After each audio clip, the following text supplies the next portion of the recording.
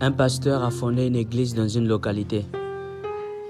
Après 6 mois, seul lui et sa femme étaient encore des membres de l'église. Son épouse chantait des louanges et des adorations à Dieu. Alors il venait monter à la chaire et se consacrer à la prédication de la parole de Dieu. Bébé, où sont les personnes que tu as invitées? Où sont-elles?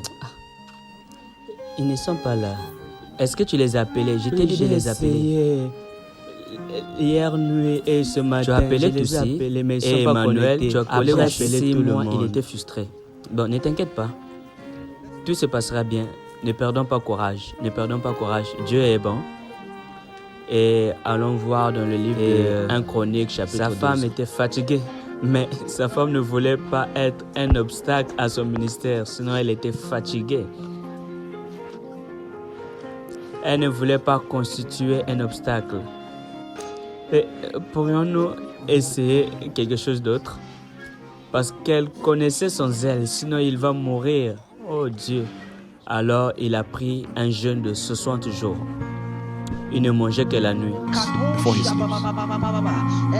Et le 60e jour, il n'avait plus de force et s'est couché au sol comme cela. Il a simplement dit, Seigneur, tu sais quoi? Juste tue-moi.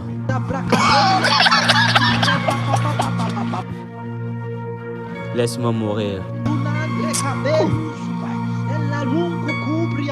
Et soudainement, Dieu a ouvert ses yeux. Il a vu un démon assis sur les poutres de l'église. Alors il se leva et le démon était surpris de savoir qu'il pouvait le voir. Ah, donc c'est toi qui fais le trouble ici. Ah! Il cria contre ce démon. Avec toutes ses forces, le démon sauta de là, toucha le sol et s'enfuit de la rue. Le dimanche matin, sans aucune publicité, l'église était pleine. Alors, il les interviewe. Après le culte, il les interviewe. Dites-moi, comment se fait-il que vous soyez arrivés juste comme ça? Ils ont dit, à chaque fois qu'ils viennent à cet endroit, ils voient quelque chose comme un sanctuaire. C'est ce qu'ils voient, un sanctuaire.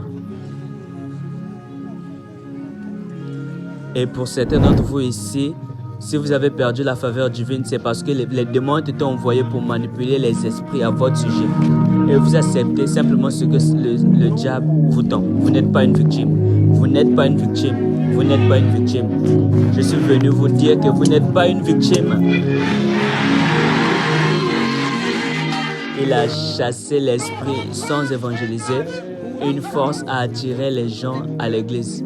Certains ont vu le pasteur en leur rêve, les invitant à venir à l'église. J'espère que là vous comprenez que l'ange de l'église a commencé son œuvre. Et c'est ainsi que débute un puissant ministère apostolique. Ça commence quand, à un moment donné, ses yeux se sont ouverts pour voir ce que Dieu voulait qu'il voie.